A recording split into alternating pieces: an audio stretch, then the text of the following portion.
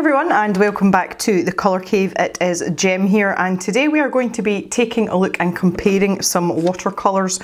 Just before the move I bought myself a set of the Winsor Newton travel watercolours, and this is the professional set, and it kind of piqued my curiosity to see if someone like me who is a relative novice with watercolour would be able to see a marked difference between the professional watercolours and the Cotman watercolours.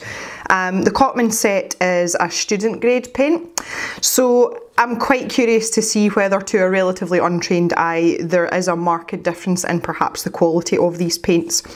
So I just want to explain a little bit about how I'm going to test these out today. First of all, I have obviously a very limited colour palette in the professional colours, and they are the pan paints.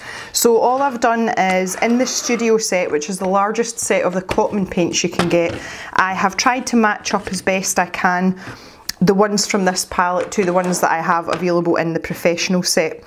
So I'm going to try and keep all the variables as similar as possible in the true spirit of a proper experiment, and as you all know I do like an experiment.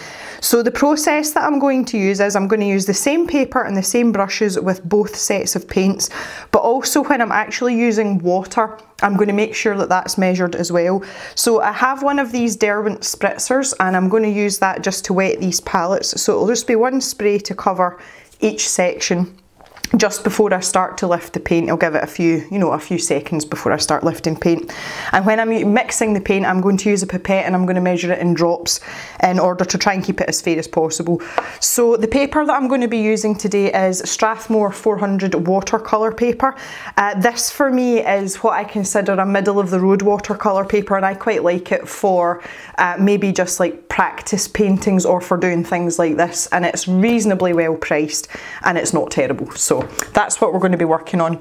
So the type of things that we're going to look at first of all is the pigmentation of each of the paints, the solubility in water, so how well it actually dissolves into the water, the mixability in terms of creating new colours, how easily that is possible and how well they mix. And we're going to take a look at granulation as well, if that's applicable. Now, granulation can be seen as a positive or a negative thing, so that is purely down to preference. I also, just before we start, I want to talk a little bit about light fastness. I did look up Lightfastness ratings for both the Cotman sets and the professional sets, and it was actually quite interesting. There is a much larger selection of colours in the professional series than there is in the Cotman series, which you would assume is natural. There are a number of colours that do not have a light fast rating, and that goes for both the Cotman set and the professional colours, which I was really surprised about. Generally the light fastness is very good in both paint series, but there are more that are light fast rated in the professional range than the Cotman student range. I'm going to leave a link to the Winsor Newton website down in the description, so it's something that you can check out for yourself if you are interested in that sort of thing. So after we've done a quick swatch test with these and talked about the things that I've just mentioned, I am going to paint something with these as well, and I'm going to split the painting down the middle, and one half will be done in the professional colours and one half will be done in the Cotman colours.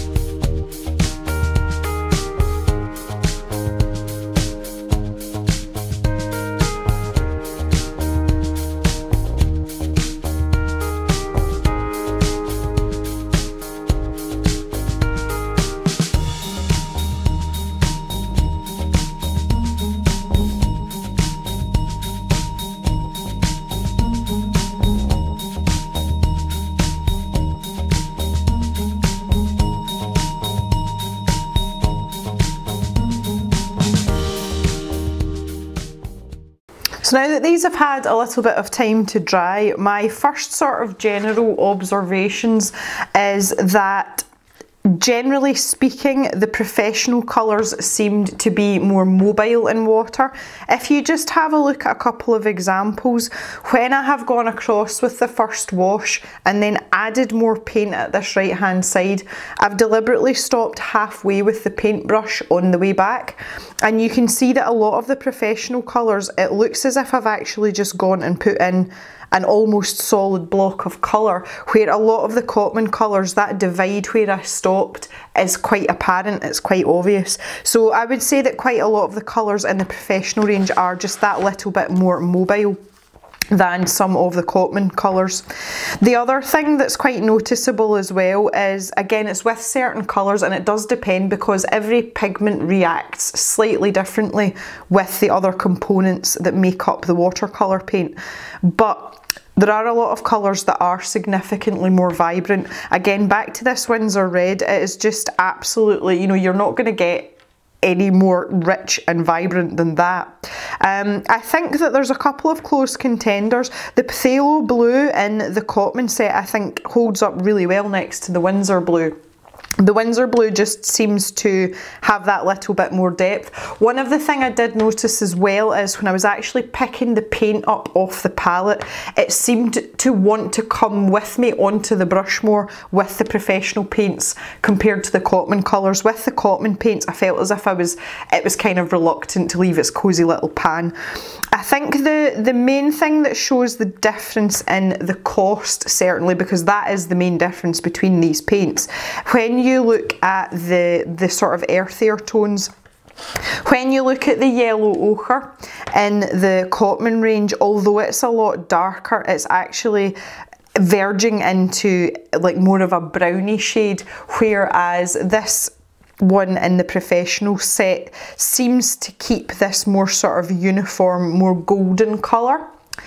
And it's the same story here. The raw sienna for me is the dead giveaway. This is very, very, what's the word I want to use? Wishy-washy compared to the professional range.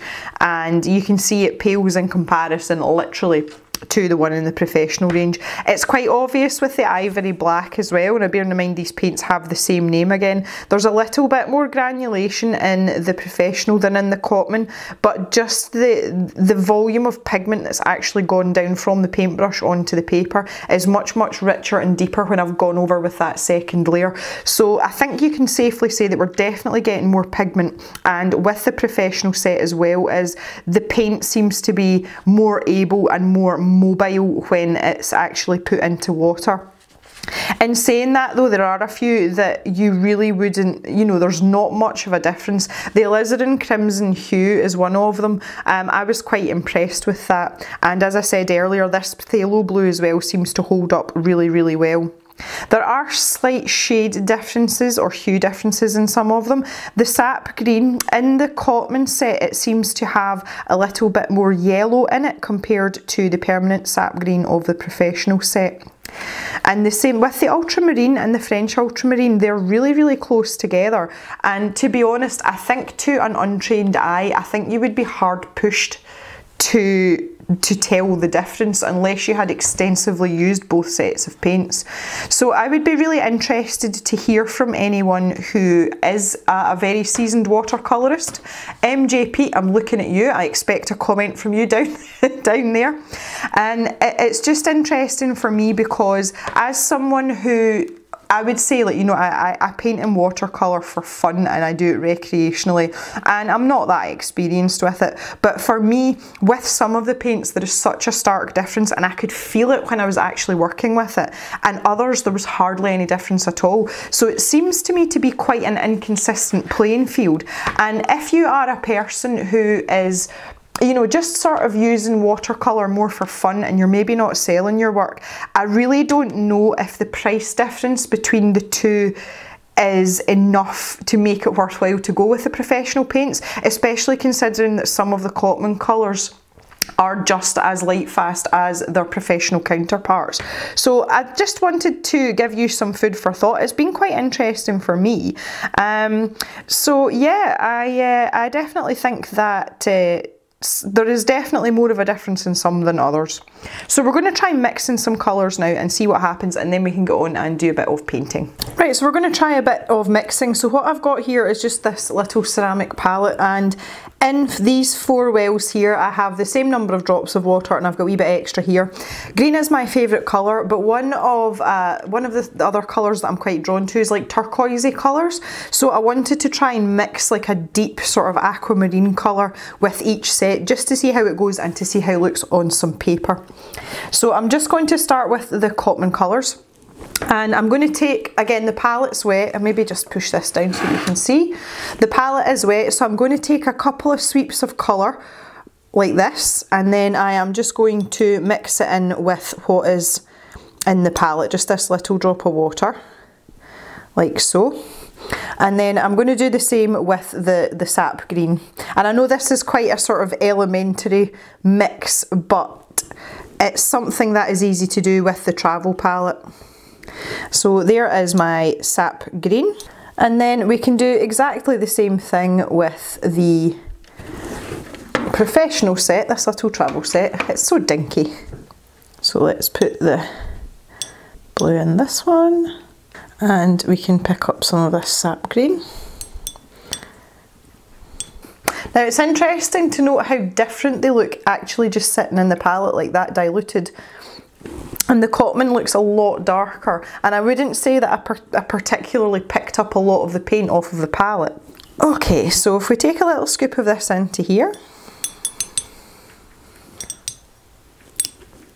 and just mix that up and see if, now it's mixing together perfectly straight away, there's no issues there, which is what I would expect from Winsor Newton paints, because they're quite a good brand. I've certainly enjoyed using them, and I have tried quite a few brands of watercolour now.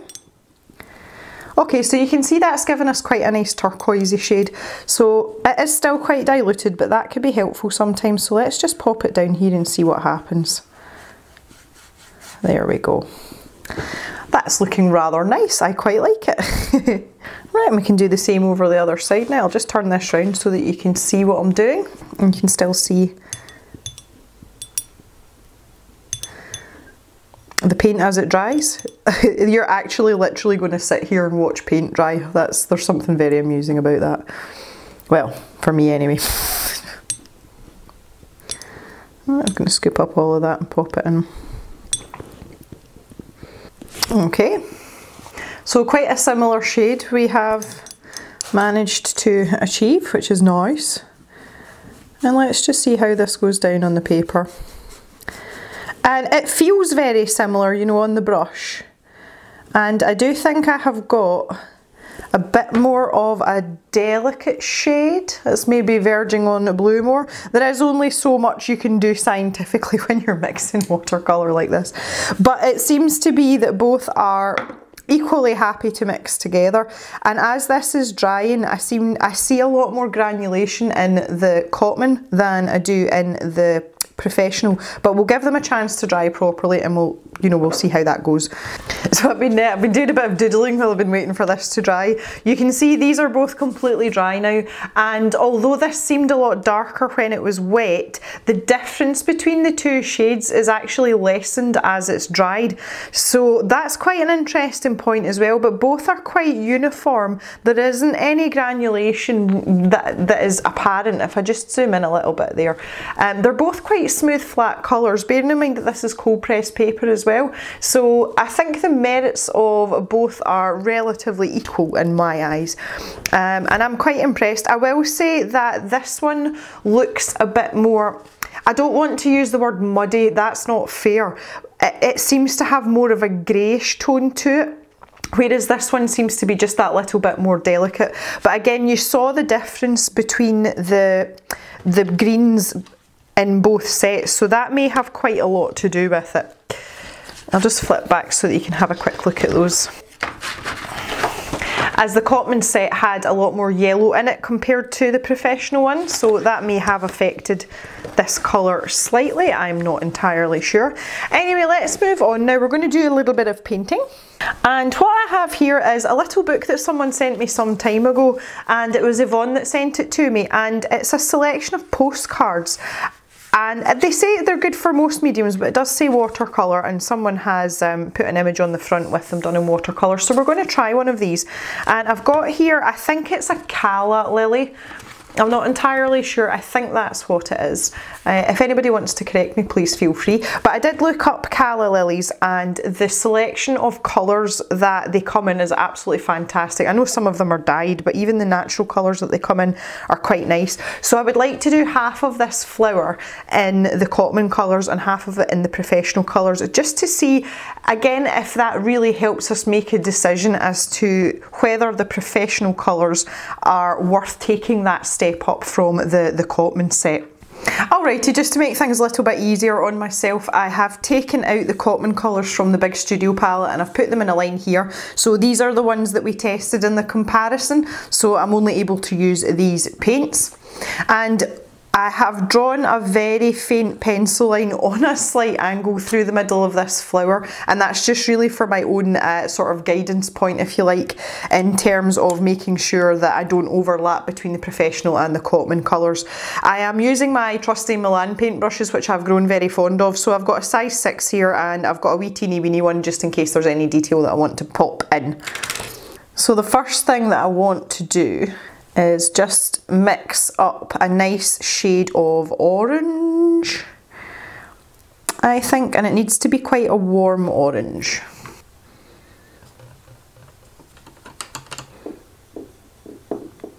So I'm quite interested to see how this paper takes the watercolour as well, because I haven't used this particular, you know, I haven't tried any of these postcards before, so this is going to be quite interesting in itself.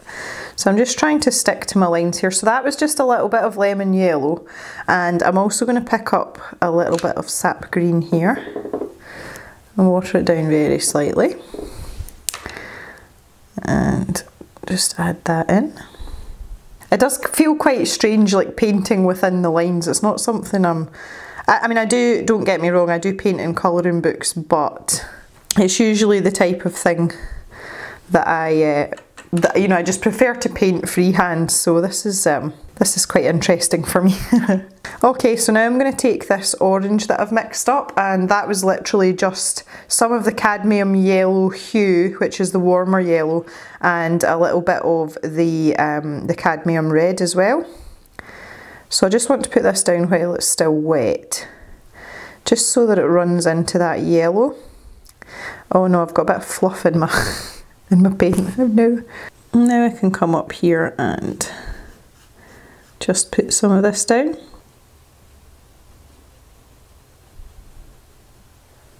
I can put a little bit more green down in here now, I think. Everything's sticking to my brush today, I don't know what that's all about.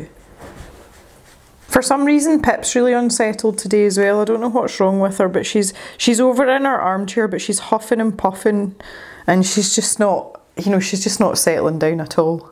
Now, I'm not liking the way this paint's settling up here. It's almost like a tide line, which is kind of annoying. So I'm going to go back over this now. Just try and pull some of this down a bit. And then up at the top here, I want to take some of the Alizarin Crimson. I'm trying to see where my line is that I've drawn in with my pencil. And just let that soak into the orange that we've got there. And I just want to mix this together, you know, this orange and the alizarin. This should be dry enough now to run along the edge there, she says, hopefully. And then again, I'm just going to bring my orange in and just let it do its thing.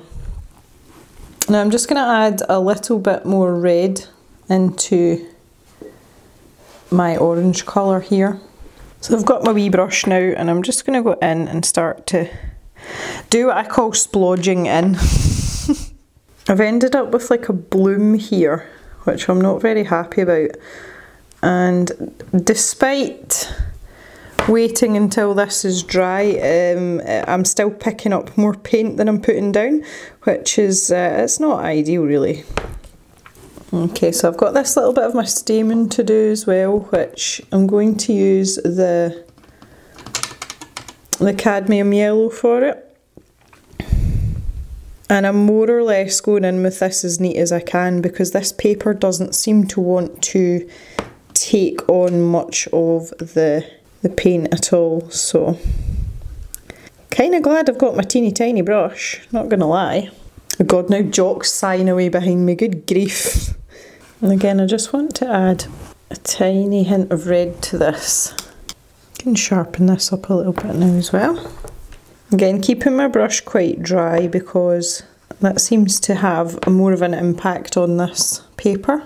There are areas of this painting that are taking a long time to dry, and this here is bugging me. Okay, I'm pretty happy with that, so I think I might have to artificially dry this, and then I'll go on to the other side. I'll switch over to the, I was going to say the Cotman paints. I'll switch over to the professional set and see what we can do with the other half of our lily. That's me, I've reorganised myself a little bit, so I am basically just going to repeat the same process on the other half of this flower with my professional set here. And I'm actually too lazy to clean out the palette that I had, so I'm using a different palette. It's ridiculous. Say what you will, but it's getting late now and this video has gone on way too long. My joiner is away. He's a very nice chap. He's just an outstanding chap, but there's only so much banging and all the rest of it you can take in a day, and this is now day 3 of him demolishing things in the house, you know, outside of the cave, so it does get a bit wearing after a while. So I politely and very nicely said goodbye to him today and heaved a sigh of relief at the same time, but he'll be back tomorrow morning, he could inform me. I'm like, yeah, I can't wait. It's one of those ones as well, the place is, it's going to get worse before it gets better, so yeah, we're just going to have to get on with it just now. It'll be worth it in the end, I keep telling myself that. I have to say that this professional paint seems to be sitting a lot better on the paper than the Cotman paint. I'll pop some green in here. Oh, look at the difference in these greens. Be interesting to see how different that is when it dries, because it looks very different from here. Oh, look at the difference. Oh my goodness. Probably won't be able to see from my hand right this very second. That's interesting. Look at the difference.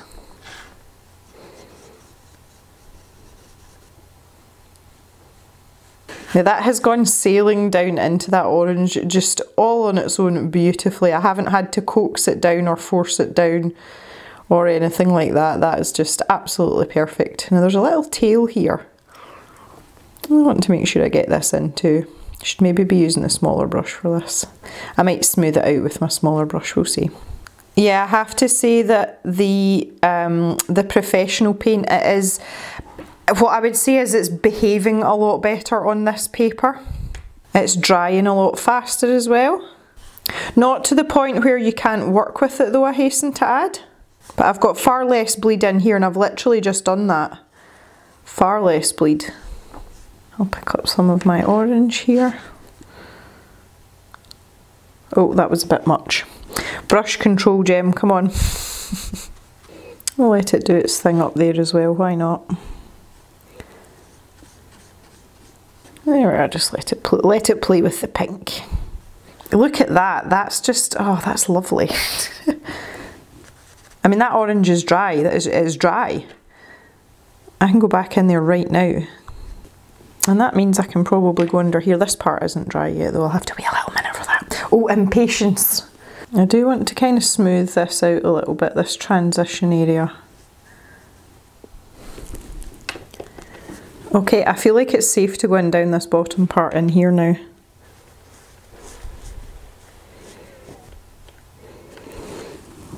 Goodness me, look at the difference. Wow. So I really want to soften these out a little bit now. This paint is like that just shows you the difference between doing a swatch test and actually using it to paint something. And the difference to me in the swatch test, that you could see that, you know, there was going to be a difference in the paint, but when you see it like this, it's just insane. And even for me, I wish I could have you here to feel the way the paintbrush is going and how this is actually sitting on the paper. I know you can see it, but it feels better and it feels easier. And you know, I mean, I say this all the time, I am not a painter. It's not something that I've, you know, dedicated my life to.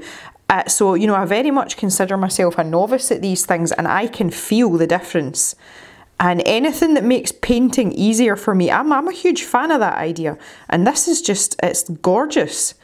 I'm really enjoying myself. Look, wee. This is great. It's the orange colour. I can't believe the difference in the vibrancy of the orange. This just looks like a really pale washed out, oh, I don't know. And the colours are practically identical. When you see them next to each other, there's not much in that. And yet, this one's much, much more rich and just yummy. Yummy. I'm wondering whether to put another little Alizarin Crimson line in here. I might do it for a little bit. I'll do it with the teeny weeny brush and see how that goes. I kind of wish I'd done that down here now. I suppose I still could, couldn't I? Yeah, I think I might just do that in there as well. I mean, the lines are there for guidance anyway, and they're obviously there for a reason, so I might as well use them. Does that look better? Yeah, it looks more of a continuation, doesn't it? This kind of reminds me of like maybe a photo or a painting that's been up on the wall and the glass has been smashed in it and it's cracked down the middle. Oh jeez. I'm gonna add in, oh that's maybe too much. I think I've taken it a step too far, guys. Oh no, I'm gonna have to go to my bigger brush here. I need to rescue this. See if I can pull this out without ruining everything else. The answer to that's probably no. Ooh. The paint isn't lifting the same on this side either. When I was saying that I was going back over, that I was lifting more paint than I was actually putting down. And that does not seem to be the case with this, which is interesting also. This has got me really excited about this. I didn't know if I could get excited about this type of painting, but there you go. Clearly I can. To be fair, I'm quite easily excited. Most of you will know that by now.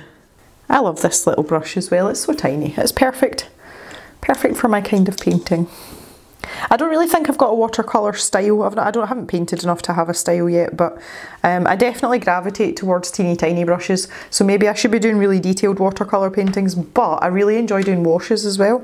I lost a little bit of footage there from in the middle, but it was just me finishing the statement and signing my name. So this is it all finished. You can see a stark difference between the two. I would love to know your thoughts on these paints down in the comments, so please feel free to join in the conversation there. And all that's left to do is thank you very much for watching. Glad you've come and hung out with me for a little while, and we shall see you in the next video. Hope you have a good day everyone, and bye for now.